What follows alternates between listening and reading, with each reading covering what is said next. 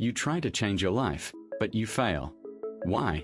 Because you are trying to install new software on old hardware. You are trying to build rich habits on a poor identity. It never works. To truly change, you don't need to learn more. You need to uninstall who you are. Psychology calls this identity shifting. To be reborn as the person you want to be, the old version of you must be erased first. Today, I will show you how to initiate the protocol. The insight: you are a story. Understanding that your personality is not fixed. It is just a repetitive habit. Your sense of self is a story your brain keeps telling you.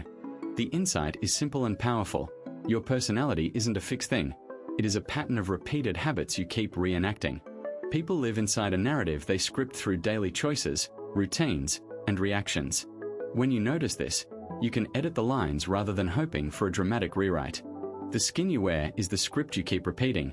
You can choose to rewrite the code that runs your day. Identify the current plot lines and how they show up in behavior. If you catch yourself saying, "I'm the shy one," you're printing a line that your future self is likely to perform. If you murmur, "I always procrastinate," you're scripting a habitual scene that shapes decisions. Start by mapping the recurring phrases you tell yourself in ordinary moments. Mornings, meetings, social settings, late nights alone with the phone. Then look for the specific actions that reinforce that story. The slouch, the hesitation, the automatic no to an invitation. Identity is a habit, not a DNA strand. You change the habit by interrupting the story you tell about who you are. The moment you stop repeating the old lines, the character begins to fade, making room for a new script to take hold. This isn't about faking it. It's about recognizing that the real you is just the version you've practiced the most. Start practicing a different one. Step 1. The funeral. You must consciously kill your old self. Write a eulogy for the person you used to be. To build a new identity, you must first clear the space occupied by the old one. This is the funeral, a deliberate psychological break from the version of you that is stuck. You cannot simply layer new habits over a crumbling foundation. You have to dismantle the old structure. Write a eulogy for the person you used to be. Be specific. Acknowledge the habits, the fears, the excuses, and the limitations that define that version. Thank that old self for protecting you when you needed safety, but state clearly that their watch has ended. This act creates a boundary in time, before the funeral and after. It signals to your brain that the old patterns belong to a character who no longer exists. Perform a physical ritual to mark the end. Burn the paper, delete old files, or rearrange your room to break the visual cues of the past. The funeral isn't about self-hatred. It's about closure.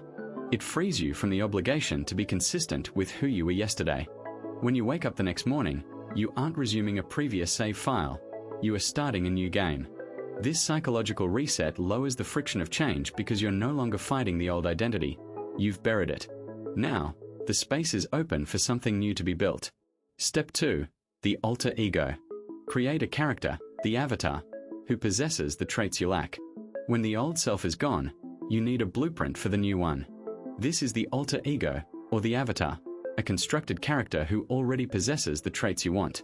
Don't try to improve yourself. Try to step into a completely different persona. Give this avatar a name if it helps, or model it after someone who embodies the qualities you lack: confidence, discipline, charisma. Define exactly how this character moves, speaks, and decides. When you face a challenge, don't ask, "What should I do?" Ask, "What would the avatar do?"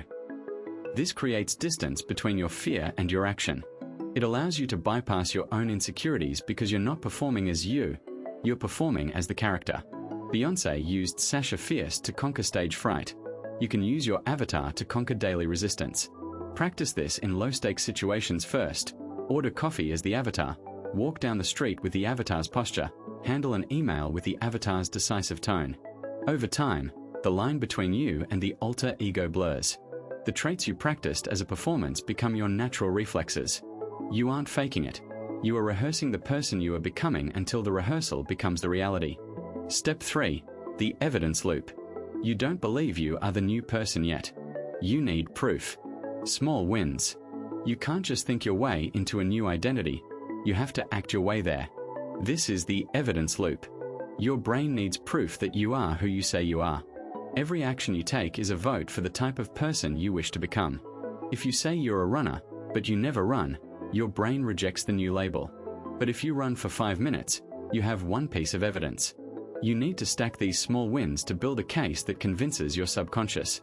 Start with tiny, undeniable actions. Don't aim for a marathon, aim for putting on your shoes. Don't aim to write a book, aim to write one sentence. These micro wins are not about the output, they are about the identity shift. Each time you keep a promise to yourself, you override a line of the old code.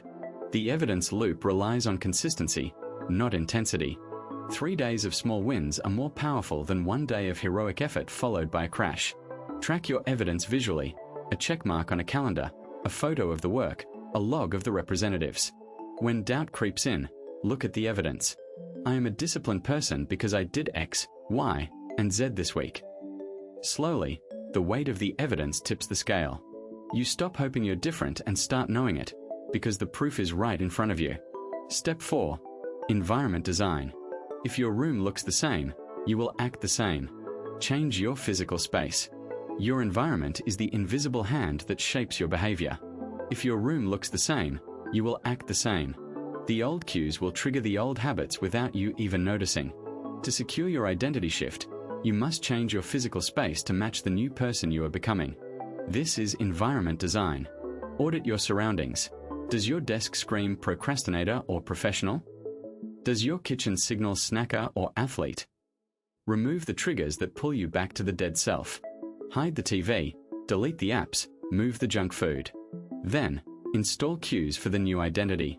Place your running shoes by the door, put a book on your pillow, set up a workspace that invites deep work.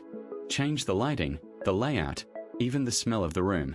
Make the new behaviors the path of least resistance and the old behaviors difficult. You are outsourcing your willpower to your environment. When you walk into a space that aligns with your avatar, you naturally slip into character. You stop fighting against your surroundings and start flowing with them. The new you needs a new stage to perform on. Build it. Step 5. The social reset. People will try to pull you back.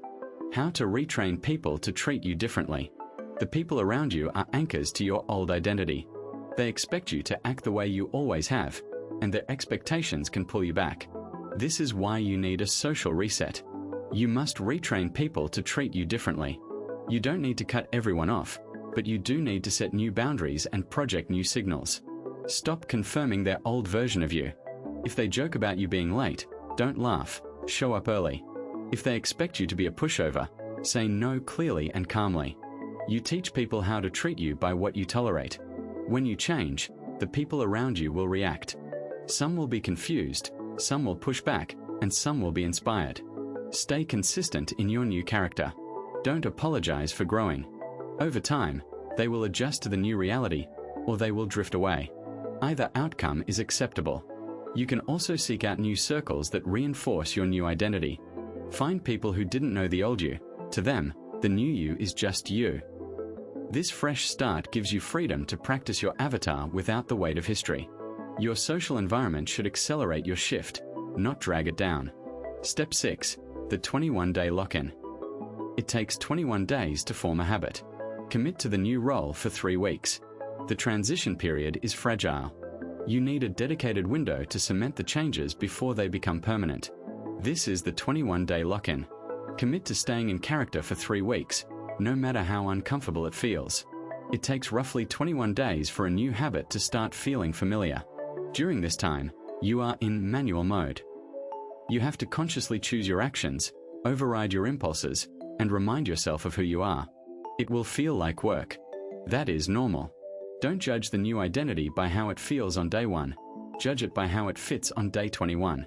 Treat this period as a non-negotiable experiment. You are not allowed to quit or look back until the clock runs out. Focus on showing up every single day. If you slip, get back in character immediately. The goal is to bridge the gap between trying and being. By the end of the 3 weeks, the cognitive load will drop. The new behaviors will start to happen on autopilot. You will stop acting like the new person and start simply being them. The lock-in ensures that the identity shift takes root and survives the initial resistance. Final thoughts. The glitch in the matrix. When you change, the world changes. When you successfully shift your identity, you will experience a glitch in the matrix. The world will start to respond to you differently. Opportunities that were invisible to the old you will suddenly appear. People will respect you more, luck will seem to find you, and friction will decrease. This isn't magic, it's alignment. You are no longer sending mixed signals to the world.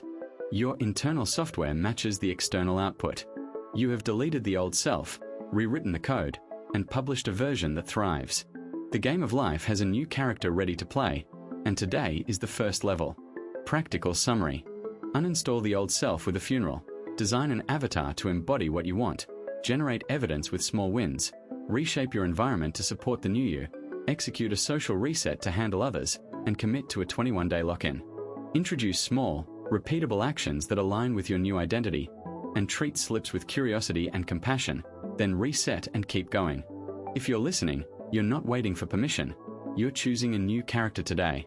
You can do this with support you trust, including this channel, friends, mentors, or accountability partner who shows up for your growth. You're building momentum one moment at a time, and every tiny choice compounds. Today's action is yours to take. Pick one tiny step that your new self would take. It could be reshaping your morning routine, rewriting a stubborn self-story before bed, or saying yes to a challenge your new identity would accept.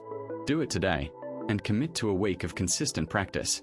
If you stumble, notice what happened, forgive yourself, and retry with a fresh plan. I'll be here cheering you on, and you can share your tiny step in the comments or with a trusted accountability buddy. In the next video, we'll map out identity anchors, build a personal blueprint for your new self, and look at real stories of people who've successfully rewritten their scripts. We'll also bring practical templates you can apply right away to keep your new character alive day after day. The journey continues, and your new self is closer than you think. Starting now, you have the power to delete the old self, rewrite the code, and publish a version that thrives. The game of life has a new character ready to play, and today is the first level.